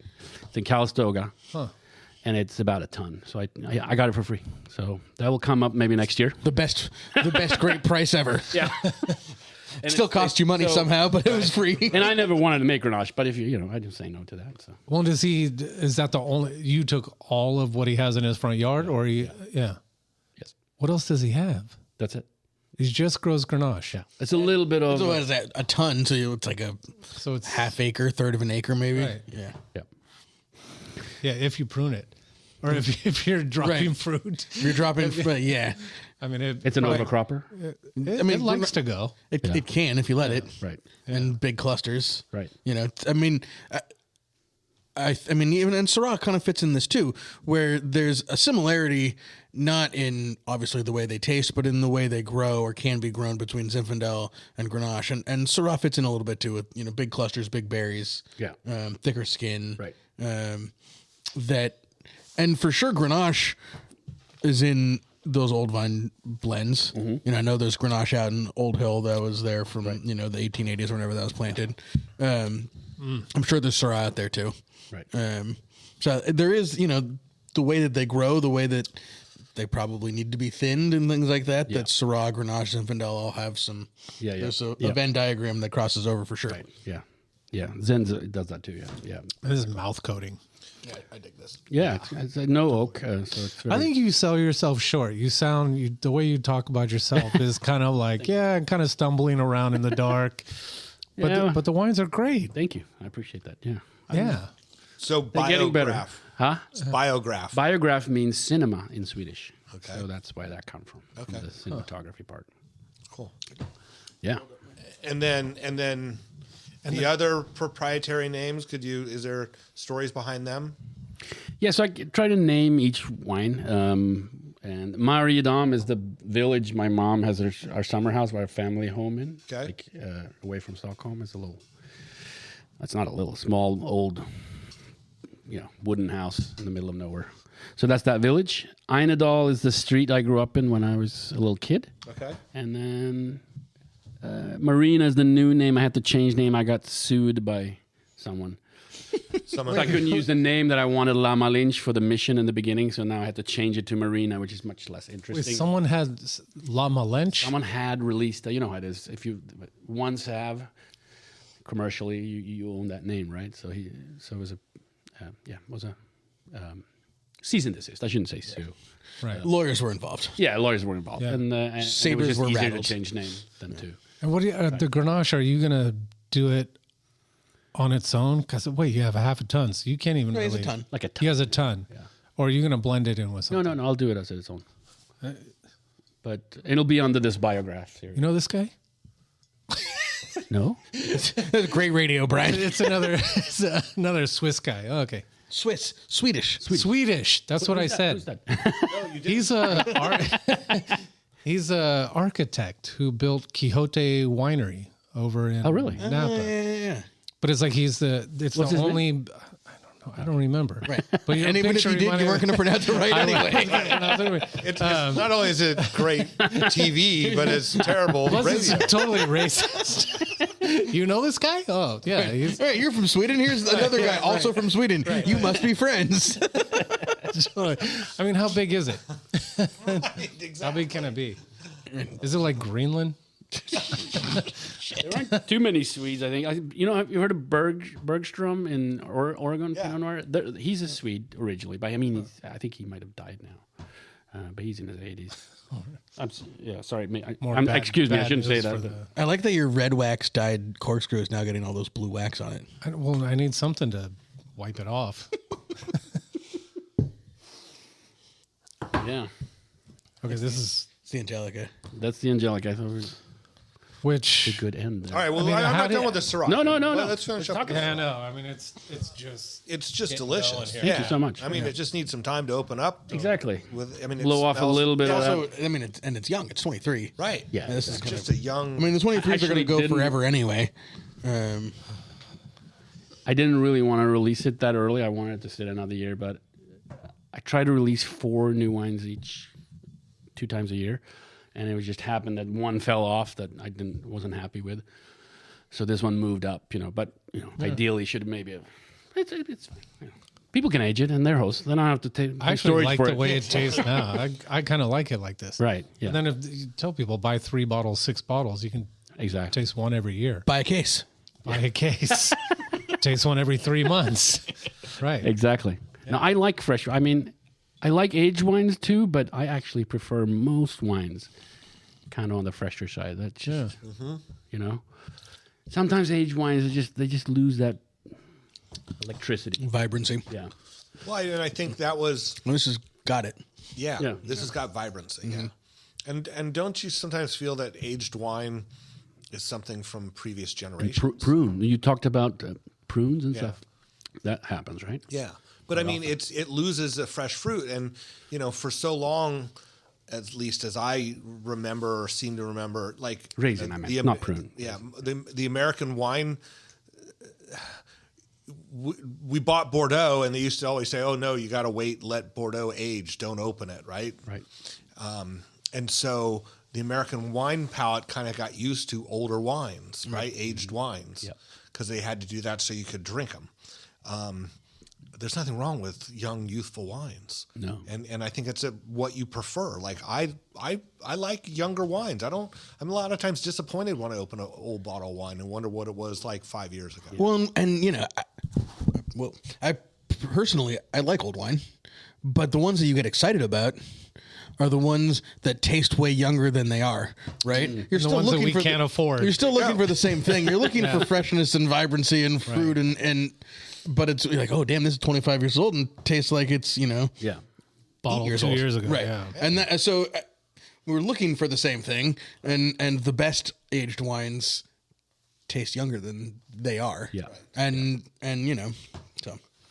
But I still haven't figured out what wines have the potential to age. I'm still kind of, people ask me that all the time. As you know, they do that from all winemakers. Like, how long is this gonna? How long would you keep this and et cetera this? And I don't always know what to say, to be honest. But for me, it's like if they have a lot of tannins and a lot of acid, you're probably in a good space. If they lack those two, right? I mean, the three elements are of preservation of anything, right? It's tannin, acid, and alcohol. Yeah. And when you have those all in balance, whether they're high or low, they're in balance. Right. You're probably going to have ageability. Yeah. I mean, I always talk about. These seem to have that. Yeah. I mean, we'll see. I always talk about The 23. Who fucking knows? Well, yeah, and you don't go back far enough to where Well, it's a hard question to answer. Exactly, to some people and the because first ones were like know. missions. There's no frame of reference, Right. Like it's not like I made Syrah the first year, so Totally. I mean, I don't know if there's anything to this, but I always tell people it's what I call the counter test, right? You open up the bottle, you have that much out of it the first night, you have that much of the second night, and finish it on the third night. And what's it like on the third night? Yep, Does it taste better than it did? Exactly. Then it's going to age, Yep, right? exactly. Is it gone? Then start drinking them. yep, Yeah, I do that all the time. It's a good test, Yeah. for sure. And if you can't wait and you drink it all in the first 2 nights, buy a case. Right. Yeah, Mission, so what is for Mission, someone has been making it over the last 50, 60 years, right? You know what it was called? White Zinfandel. Really? Oh, for sure. Yeah. I mean, for sure, a lot of those, for lack of a better term, sort of obscure, rarer varieties exist because there was a market for them in the 80s from White Zinfandel. Colombard. Or bulk wine in general. It was basically getting sold off as bulk juice. No, it was getting made into White Zinfandel. So You can blend up to 25%. Yeah. who's And the, I don't think they cared about those rules. Exactly. Sutter Home in 1987. no, but So here's the story: is who's the guy that has a $2 Chuck? Charles Shaw. No, Franzia. Franzia, Fred yeah. Franzia. Fred Franzia. So, All right. All right. in the one of the offices Bronco at Wine Benziger, Bronco, in one of the offices at Benziger Winery, there's a letter from some judge, judicial thing, and Mike Benziger had to go and testify because he was sued one year, or he was brought up on charges one year because he produced more White Zinfandel than there was White Zinfandel in the entire state. Somebody ran the numbers. Awesome. Right, someone ran the numbers, and they went after him, and They went after Franzia. They went after Bronco. Yeah, they went after Bronco because at that point when it was Glen Ellen Winery and they were buying all of this bulk White Zinfandel, and there was the amount that they bought was not enough. They couldn't have been produced, so they were faking way tags, and they were calling everything Zinfandel because they could get more money than they could for Mission or for Colombard or whatever else. Right. And that actually happened. Yeah. I bet some Flame Tokay went into that. Oh, for sure. All those things. Anything with juice and sugar, you know? Can we ferment it? Exactly. Is There's it liquid? gondolas, Let's do long it. lines of gondolas tipping. Yeah. Yeah. And a Any bunch of kind of sugar grape ball up. Valley was bins that are going to have chapless. sticks and juice and frogs and birds. Yeah. But there's no winery that you guys can think of that goes back any amount of time that had Mission as a. I mean, maybe some of those Sierra Foothill wineries. I think Story made it for many years, but small winery, old Deaver, what's it called? Yeah. Amador County. Yeah. They made a little bit. But, I mean, if you look at the statistics and you go back into old California books, it was the most planted grape in California for up until at least probably the 50s or 60s, I would say. Before the French variety started. Yeah. So it went somewhere, and someone made money. I mean, there was a reason they grew it, right? But, but it was also like Hardy Burgundy and whatever, Paul Masson. Names that they're right. Drink no wine before it's time. Yeah. A little Orson Welles in here. It's Hollywood Day. we're doing it for Adam. And those wines, it was just the names on the bottle and the juice that was in there there was no connection there. Right. It was, all that. No, my grandpa drank Chablis is what he called it. Yeah, exactly. It was probably a lot of Chenin Blanc and whatever else was, just being grown around. But I have a couple of books at home talking about winemaking. This is like turn of the century or 30s or something. And they specifically say, do not make wine from the Mission grape. It's not worthy of making wine. Yeah. So like it had a lot of hate because it was the biggest grape in the 1800s for sure. And they made a lot of wine out of it and sold it. And then the French varieties started to come in, right? And Los Angeles was a big part of that. Los Angeles was the biggest growing area at the time. And then there was they started hating on the old grapes that had been here a long time before that, So it was all French, Right. So it was a lot of hate for Mission. And then that just stuck for like 100 years, basically. So it's nice to give it a little. I mean, we're a couple guys who make Patrick Cappiello and Monterio makes a great one. And described as a sparkling Mission. Right. Yeah. Oh, which actually is fucking amazing. I have a bottle of that. I made a sparkling. I didn't bring it. It was like 70% and 30% Riesling. Should have brought it. Insane. Yeah, I should have brought it. Jesus. Oh my God. You're doing sparkling wine. Yeah, well, I didn't. I had someone who knows what they're doing with that. Yeah. He's in Lodi. Shout out to Eric Donaldson. He's a good guy. 2026, the year of Mission. I think the year of Mission was in 2019, and then everyone's like over it now. 1906. No, but it's always been a steady seller for me. Once you tell the story of the history of it, people are always interested. But like I said, it's never going to sell like Syrah. But how do you get your message out to people? Are you writing like release, like a thing? One of my faults is I'm not very good descriptor of tasting notes. I'm really bad at that. So I wish I could do like very eloquently talk about. Because you don't have a tasting room. Don't have a tasting room. But I tell you what happened, like what I'm thinking about now. I don't know if you see this is crazy talk, but I've been very active on Instagram, and you kind of put a lot of content on there, and then I checked on my Squarespace page. You can see where the sales come from, right? And in last year, not a single sale came from someone clicking on the link on Instagram. And then I'm thinking, well, what the hell am I doing all this work for then? So I'm thinking, I don't know. You tell me. I'm thinking about doing a little e-zine or booklet and sending out to my customers instead. And be like, talk about I come from photography. I can take nice pictures. Absolutely. And I think you'd engage more than fucking imagery. Instagram. Nobody gives a shit. And Blue Sky. Right. I mean, again, recently I heard on a podcast talking about, things that are going to go backwards in the wine business or in booze in general. But it was the idea of, sending out like catalogs. Remember the old wine catalogs. Right. And she does that. What's her name? Marcuson? The fancy Helen Turley? Yes. She has a Chardonnay and Pinot. Right. Yeah. There's no website. You have to send a check. Oh, you send the news. And it sells out. I'm not saying that. That's culty. It's cult wine, so it's a different ballgame. But maybe it's time to be like resist technology a little bit here. Remember media. that? I don't know. The was it at Mark Pope's the original the Bounty Hunter, the original Bounty Hunter pamphlet, with like Stony Creek and for $13 and shit like that.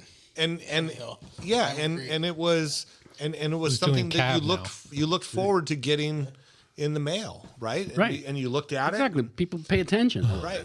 Maybe they'll read it and say, "Oh, that sounds interesting." Whatever. I don't know. That's fascinating. Though. I mean, I've always felt that Instagram really never sold things, and especially now they sort of like throttle the algorithm. If you're trying to sell something, nobody fucking sees it. Did it indirectly? There's no way to measure that. Is it at the back of their mind where they go like, "Oh, I should," maybe it does work on. Do they look at Instagram and then go to Google? No, right? No, it's definitely indirect. It's mostly you're talking to people who are already customers, exactly, and friends and fans, which is good. Yeah. Yeah. Yeah. But there's not a lot of new sales acquisition happening. No. And I don't know. I know Thank you, Zuck. Right. Yeah. Well, we'll have to see if there's. How do you Cuck do that? is How his do you new name. get more? See if your Squarespace shows anything coming from the Winemakers podcast. Exactly. Right. Right? Hear that, everybody? The old podcast bump. Yeah.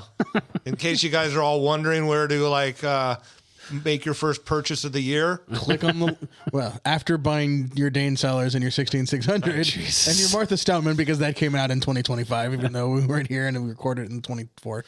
But if you're gonna if you're gonna go alphabetical, you'd go Adam first, so then you would start with Adam. Right. Or spell 16 with a 1 instead of the S. Okay, so now you've done. Oh, plus we haven't even tried this. We gotta try the Angelica. So you've done an Angelica fortified, I'm sure, right? So this is, fortified. And then you did a sparkling wine. You're venturing out on this. These are my special. I'm going to be like your wife. What did you do this year that you need to tell us about that you need to apologize for already? Well, I have this special edition kind of series called Milk Fed. Yeah, that's where I do all my experimental stuff. So and tell us the story behind that. Well, in the beginning, it was like, how is that an LA Milk Fed? Isn't that an LA company? Oh, shoot. No, I know exactly what you're talking about, which I can't remember now. Yes, I know exactly. Milk Studios? Milk Farm. Sorry. Milk Farm. Yeah. No, the idea was because in the beginning, like all natural winemakers, in the beginning, you're excited about orange wine. And then after a year or two, you realize that orange wines don't go with anything and you don't want to make them. They're good in small amounts. Yeah. You want people to drink the whole bottle. Smaller than 750 milliliters. Right. But then we wanted to call it Milk Fed because the skin lays with its mothers is what they call it in Georgia, where the Quevries. So that's where that name came from. And now it's just anything that my fancy. I do one strange or two strange grapes each year. So this year I made a Sauvignon Blanc. I never wanted to make a Sauvignon Blanc, but I made it for the special edition. They're all numbered and they're kind of. And where's the Sauvignon Blanc from? From El Dorado. Cool. Yeah. What did you do fun wise winemaking? Is it on skins and? No, it was just a straight up. It was Sauvignon Blanc. Yeah, Sauvignon Blanc. Okay, you want to sell wine? Exactly. And I drove up saying it was 23 bricks, and I came there and it was 26 bricks. So it's one of those wines. It's a brawny Sauvignon Blanc. So we'll see how it evolves, but yeah. It's gonna do just fine. Oh, this is great. Yeah. So I have to be honest. You remember Brian Harrington, the winemaker in San Francisco? He had a label called Harrington Wines for many years. I know the name. Yeah. He made this in 2018, and when I was so gung ho about Mission, he said, "Adam, I'm retiring. I'm quitting. I have a barrel and a half of this. I want you to have it because you're a Mission guy, and I only because this is from Sommer's Vineyard." And so I bought this off him, and then I just tuned it a little bit by adding a little bit of my original Mission. It was a little too sweet, I thought, and then I aged it a little bit longer. So this is actually Brian Harrington's handiwork, but it's a great little wine. And I've made Angelica since, but I make it now in Tegan Pasalacqua has always said that they're supposed to be white, direct press. So the new one that's coming out when I sell out of this one is going to be Blanco, or like a white. And so talk about, for those that don't know what Angelica is, could you talk about You're talking about really like the first wines of California, right? Yes, right. Exactly. So the Mission grape came up with the Franciscan monks. And the way they made wine then, because they didn't have SO2, I suppose, and they fortified it, right? And it became like a port wine. So it's the original American wine. And Angelica is actually named after, according to legend, I don't know if it's entirely true, for Los Angeles, which is where I'm based personally. So that was kind of fun. Angelica, the city of angels. So it's been made here ever since. It's never been a huge seller, I think, and not a lot of people know about it. But it's basically a port wine for all intents and purposes. And so you pop the cork on it, and it'll stay open. I mean, for months. Yes. Weeks? Yeah, in the fridge, a month, I would say. Yeah, for sure. And I love because it was like 19 alcohol. I think it was 18. This one. Okay. Yeah, 18 and a half maybe. So you can still sell it with your regular license. up to, what is it, 20? Up to 19. As long as there's no regulators listening. Right. Trust me, they're not listening. Right. We'd have been in trouble a long time ago. They investigated us a long time ago and went, there's nothing here. Right. Not worth our time. Right. It's got great tawny flavors to it, but not so much vanilla, but on the fruit. Yeah. To All it. neutral barrel. Yeah. Sorry, no real. But and this is just, it's not Solera style. This is just, just it's just fortified. yeah. And how long was it in barrel before you bottled it? I bottled it in, when was this released? I can't remember now. 22 maybe? 21. So like 3 years. Yeah. I mean, this with dark chocolate. Yeah. Fucking brutal. Yeah. I also use a little bit to cook with sometimes. When I do like a chicken marsala or something. Oh, dig glaze, yeah. Really pork nice. tenderloin. Yeah. It works really well for that. You can tell Yeah. we went from staff meeting to podcast. We're hungry. What can we pair this wine with? What's for lunch? Jasmine, where's lunch? But those, herbal notes with Mission, they work really well when you kind of fortify it. It just works. It's a great grape for that. And yeah. And you wanted to do this. I mean, it sounds like you kind of got into it Yeah. a little bit unwittingly at Yes, first, exactly. but then wanted to continue Yes. the I want to continue tradition. because of the tradition of and keep a Mission alive, Yeah. So, but sweet wines are hard, like they're hard, sell hard, everything hard, but Yeah. but they also age forever, so it doesn't really. There's no rush, they can just sit Right. there. Isn't the oldest vine in California? Isn't there like an original Mission vine somewhere in K-Town in like some? It's in Lodi, isn't it? No, No, it's in This is- downtown this is LA on downtown Elvira LA. Street. It's like it's a whole can. It's like Yeah, it's like a tree. With, It's like a pergola. yeah. And it's in downtown LA. It's in like Koreatown, in like Yeah. this little like alley Exactly. shopping district with like terracotta tile and Yeah, it's in the courtyard there, on one of the oldest buildings in LA. I mean, now that I'm 17. going to LA on a regular basis, Right. I need to Yeah, you got go things find to this do. place. Yeah, exactly. It's not far from Elvira Occidental Street, College. right in. Okay. Yeah, so it's really cool. But I think it's a hybrid. Someone said. Oh, really? Yeah, it's some naturally with Right, of something course. else. So who knows, right? My son's going to be going to Occidental next year, so Oh, cool. we're going to be spending some time down there. Oh, nice. Yes. There's a little wine scene. We're a couple of wineries there, So it's slowly happening. And unfortunately, one of these fires, one or two, Rosenthal. Yeah, right in Malibu. I saw that. Got burned down. Very sad. But there's a couple of AVAs even, like Malibu's an AVA, Right. And Palos Verdes is an AVA for some reason. I don't know, like they got 3 vineyards. I mean, maybe. Palos Verdes sounds like an AVA, but Malibu, Right? I mean, all I can think of is coconut rum. Barbie. Right? Pink Corvettes. Sounds like a, yeah, Yeah, I know. that's definitely pink wine Yeah, coming out of Malibu. Lucerne Valley is one. Cucamonga, I think it's. So, Adam, you said on the website that you don't really have a wine club, but you have a mailing list because That's right. You didn't really want to have to decide who could get what and Yes. and go through that, which I love. Right. Power to the people. Let Yeah, people power do to the whatever they want. So, how many releases a year do you do? I do 2, but I also do the Wine Berserker Day, and Yep. when I just like for 2 days, I have some really good prices. It's normally a good chance to get in there. Right. If you want to try the wines, some of the wines, not all of them.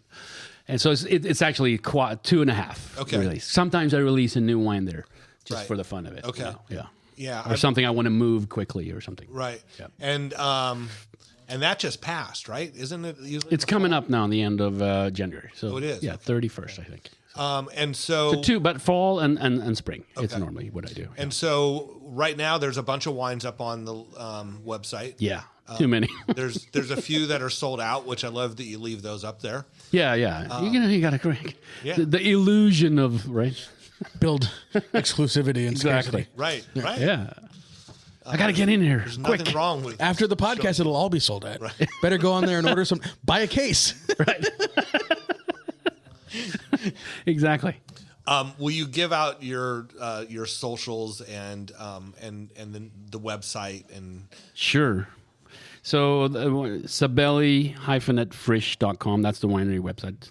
And then Sabelli-Frisch, one word, no hyphenate, is the Instagram. I only have Instagram, so. okay.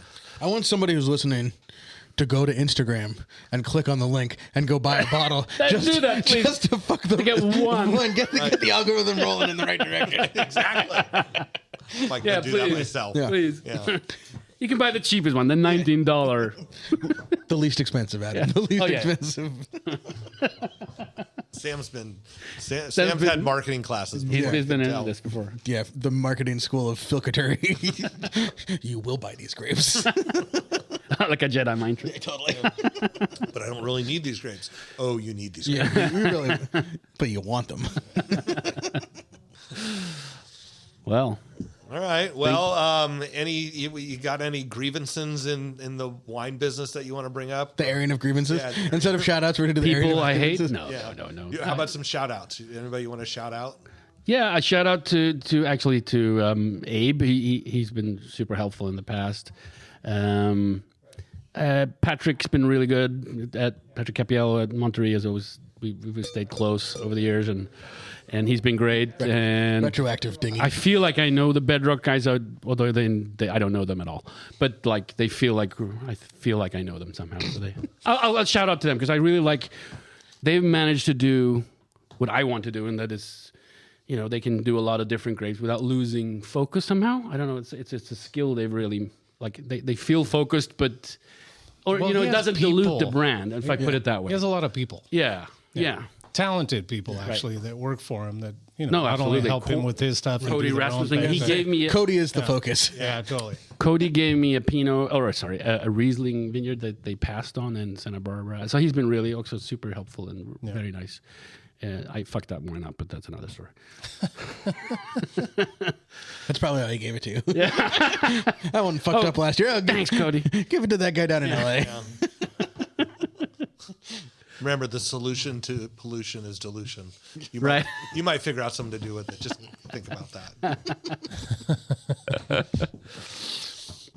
Okay. Well, that's great. Thank you so much. Did we already talk about how to get a hold of the wines? Yeah, we just did. Yeah. Cool. Yeah, when Sorry. you were Let's do- selling wine over there? What were you doing? She's 90 plus years old. She came to the front door. She said, I really want Ross's veggie boxes, but I don't want them every week.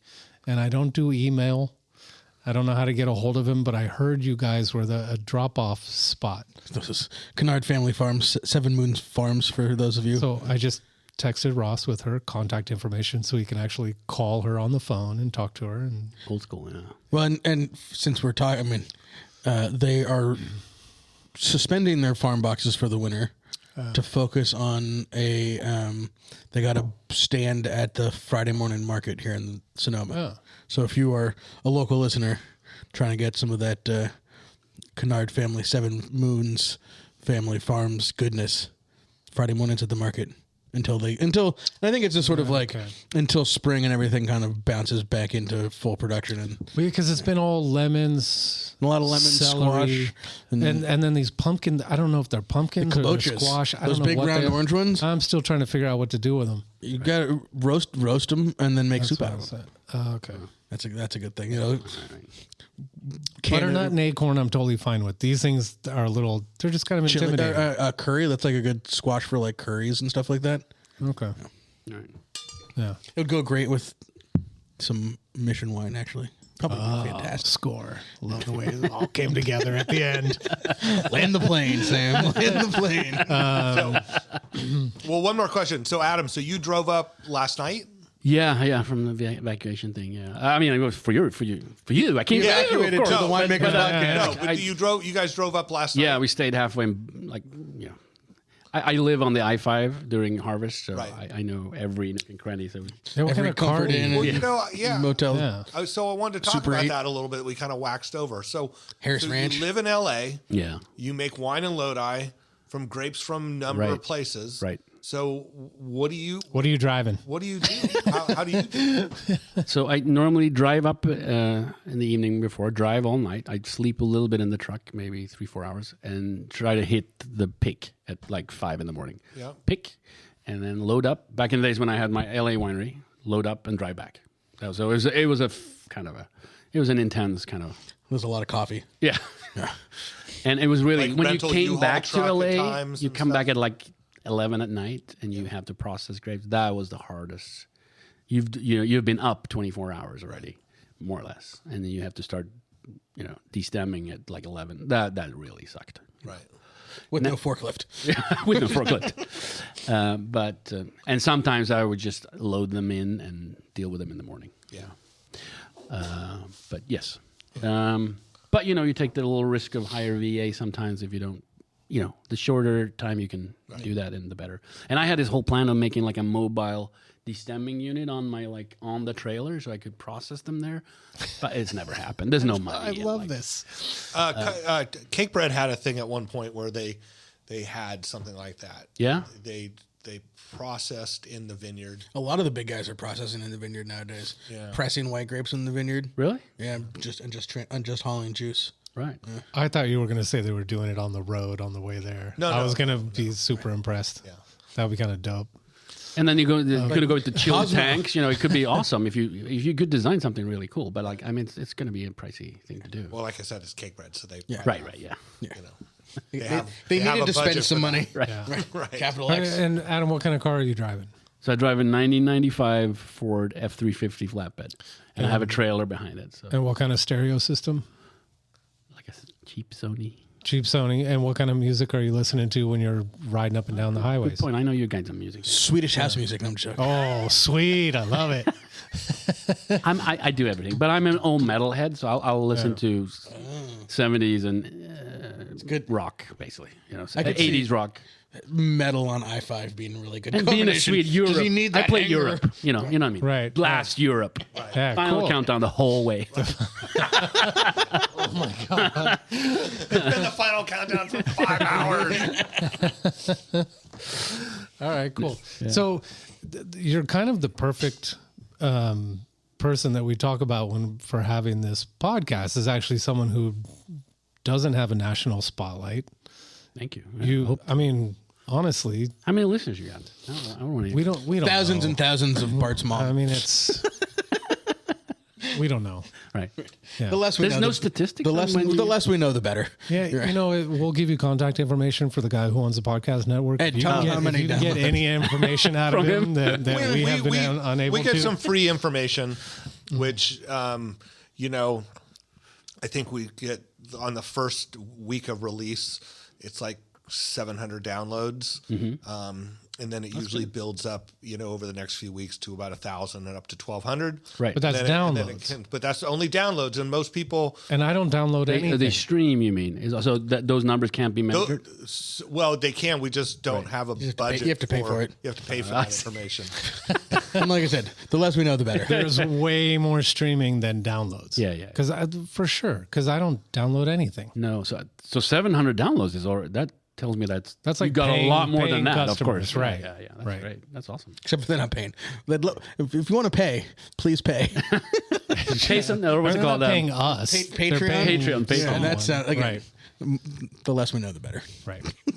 And then on top of it, not only are the wines great, but if you are watching CNN right now or Fox, fuck you. If you're watching CNN If you're watching Fox, turn it off. if you're watching Fox right now and you're wondering, what can we do to help support these people in the fires? You know what? Buy some wine, There you go. Buy some LA wine. I like it, Brian. right? Totally. Yeah. Exactly. Yeah. Exactly. Thank you. Yeah. And thanks for making the Oh, drive. pleasure. Yeah. I've I know you listened were to the pulling show. the eject button already, but No. I've been listening to the podcast forever. I mean, honestly, since I started. Cool. It's always I'm a little behind now. I'm about like a month behind on. So are we. And then, At least I am. at Yeah. least. I just listened to Brian's interview with Martha, and it was very intimate. It was very good. It was like was it just you and her? Somebody you called in the it almost Levy Dalton-ish. Oh, So that's a good. So praise. I didn't realize this, that I wrote in the notes that we normally, one of us does the notes, and it's always like pulling teeth as to who's getting a guess, who's doing gonna the write it on notes, their who's phone at downloading 10 or whatever. 6 in the So morning I on did Friday. notes for it, and I remember putting an intimate conversation with Martha Stuman, because to me it almost felt like we were on a first date. Like we were kind of feeling each other out, like not in a physical way, but in a mental way. And then when the podcast Martha. was released, it was completely different notes than I wrote. So I texted Ed and I said, "Are you using Chat GPT to like redo the notes for the show?" And and he's not using it, but he said, "Oh, that sounds like a good idea." But he is changing the notes, which I said for Bart is a good idea because he has no he has no idea how to punctuate sentences, so it's probably good. Petaluma High, class of '93. I mean, he was on the better side of town, but yeah. Okay. Did you go to Casa? Casa St. Vincent's and San Antonio. Yeah, and let's concentrate on the last one. It's continuation. Yeah, It's cool. I understood. So Martha was here. It was just you and Martha? Yeah, so basically sitting where you are now, and yeah, very engaging. Right. Conversation. I don't know her. I just I've texted her once or twice through Instagram, maybe. Yeah, she's great. She's great. Yeah. I love her wines. She's great. I haven't had them in a few times, but Yeah. But anyway, Ed's changing everything. Good. You know, Again, the less we know, the better. correcting all of our spelling errors and whatever. So thanks, Ed. Shout out to Ed. Yeah, totally. I'm just going to use Chat GPT. There's no reason not to now. I've never even opened that. Should I? It's frightening. Like when you, I've tried it a couple of times, and it's like it comes back. It's like Almost there. yeah, it's Can I like do my tasting notes? Yes. you can, and it's frightening. And when I read it, I was like, oh, this sounds like me because it doesn't have grammar, but it's still unformed sentences. Right. ChatGPT, write my Thoughts. tasting notes as if I'm a C student from Petaluma High School. I know there should be like a sliding scale on there. Do it like a 72 out of 100. Right. So like missing some commas. Oh, that's definitely a run-on sentence. Too many commas. Two thes back to back just for shits Right. and giggles. We are being reminded by Jasmine to mention DTC, which we're all going to be there by the time this show comes out. No, this show's out. It'll be We're close. going to have another show between now and then. Okay. Maybe. So But This is going live tomorrow. And then, and then next week we're not at DTC. And then the week after we're at DTC. Holy cow. What's DTC? Sorry, what's DTC? It is the premiere. here, perfect question. Symposium Great question, by the way, Adam. for direct-to-consumer wine sales. I would And imagine it's DTC, it's a lot of marketing and a lot of like legal and compliance stuff.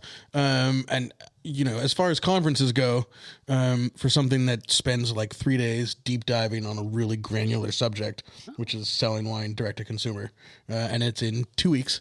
What month are we in? Tuesday? January 21st through the 23rd in Monterey. And I believe there's still tickets available. Is it like tastings as well? Like pouring? Not much. It's there's not a ton of wine specific At night. After. at night, Right. but it's really like a professional conference where you go. Sounds really interesting. And then some like high-minded sort of keynotes, but a lot of like really granular, getting into the shit of DTC wine that is so complicated. And that's how we make rules money. our life. is That's the selling- only. I right. mean, that's my focus. Like now that I lost my distributor. Yeah, cash flow rules everything around. Yeah. you. Let us know if we happen to know the person putting it on, so we can even get you a maybe grandfathered in at a what did they call it, an early bird ticket or special. whatever? Early bird special available for Adam Frisch only. Well, is it expensive or? I don't think so. It can't be. They're not paying us very much. Wow, Oh, you're there to talk? You're talking about it? Oh, I just got fired. not anymore. No, we're podcasting from there, so we're gonna do. I see. We're gonna do 3 shows. Great. One Wait, we got 3? Karen McNeil, Okay, and only then 3 shows. it's all worked out, Brian. Okay, We just do whatever Barbara Need to tells know us. bases. fuck are we there for 3 days? The less we know, the better. Karen McNeil is like the opening keynote, so we're going to do a show with her, and then sort of we've done it a few years in a row, and we'll have sort of the usual suspects of the DTC conference, Grapes. Free the Grapes, Yes, and the Wine Free the Institute, Grapes. Right. Talking about what people out in the world can do to make sure that wine can still show up at their door, which is always constantly under threat. And then because we're in Monterey this year, we're going to get Ian Brand and a few other of the Monterey wine world. The Arroyo Seco kind of crowd. Yeah, exactly. We're going to do a show with them down there. Wait, who's Ian? He owns Arroyo Seco. The Aviator. iBrands. iBrand. His name's not Ian Brand, isn't it? Ian Brand, Adam Lee, and Gary Pisoni. Pisoni. Oh, cool. Yes. I've had a lot of pick pool from Arroyo Seco. Right. Yeah. So Wirtz, isn't Wirtz right there? Wirtz Vineyard? yeah, exactly. They're right there, right? Yeah. And So it's going to be, and they've moved out of the Concord Hilton, which we're all thrilled about. So there's a little more capacity, and a little bit more of a destination. So it's going to be beautiful. Yeah, it's going to be a good few days of really diving in deep on how this all works for us. Yeah. So should be a good time. Right. Try to connect the dots. Right. See if we can find where the dots are. Find the dots, connect the dots. Exactly. How does someone get tickets if they want to? I guess dtcwinesymposium.com. Freethegrapes.org. Yeah, that sounds made up. It is. Worth every penny. There's a reason there's Google. Yeah. Ask ChatGPT. If you really want it, you'll find it. Thanks a lot for coming. Oh, thank you. Wait a My minute. pleasure. Yeah. Wait a minute. Nice to put faces to the voices, too. Yeah. It's better just listening to us, isn't I don't want to say anything. Yeah, sorry. it? Sorry about that. Right. Our bad. He's going to drive home and he's just going to be, God, that was a waste of time. Yeah. DTCWinesymposium.com. There you go. You were close. DTC That's what I said. Maybe you're right. I don't know. I think. Roll the tape.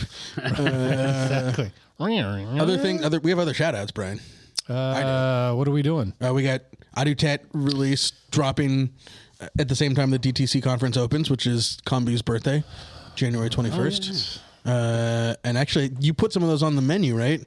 Doing a little sneak peek of some 22 Adutet. Yeah, but that's because I think they're beautiful. I wasn't exactly sure when we were dropping them. I'm just excited about pouring Right, you them. just wanted to start pouring them. I just want to start pouring totally. them. You wanted that. I'm actually bringing a bottle tonight to the Fairmont. Jasmine and I are going to go have dinner there. Check out the new menu. And yeah, it's starting tonight. So Chef Jen said, come on down. Sweet. Yeah. Fairmont here? Yeah. Sonoma Mission Inn. Oh, okay. Yeah. They should sell some Mission. Yeah, exactly. Yeah, no shit, right? You know what I mean? Yeah. Just a thought. And then stay tuned. Valentine's Day here in the tasting room. Oh, yeah. Great yeah. pop up with Ollie Kai and Chef Fiorella. 5-course tasting menu paired with a bunch of Rossi Ranch wines. 2 seatings, 5 and 8. Valentine's Day is a Friday night this year, so get your baller. date, get your babysitter lined up. Here's what I would say. Someone who's been in hospitality for ever is don't go to the restaurant that does a different menu than they normally do and is going to be packed and is all going to be a bunch of amateurs. Yeah. Come here. We got this shit figured out. Where it's going to be packed. We're definitely amateurs. It's a very intimate thing what we do here. There's only so much space. Only like 20, 25 people per And seating. Fiorella's menu is freaking amazing, and we're going to pour some baller wines and hang out with us. Yeah, so that'll be, you can get a link and buy a ticket on Instagram. We'll see how that goes. No, just call us here, Call please. us, make a Don't go on reservation. Instagram now. Yeah, and then that should be it, right? For a couple months, hopefully. Yeah, we got some things cooking. Okay.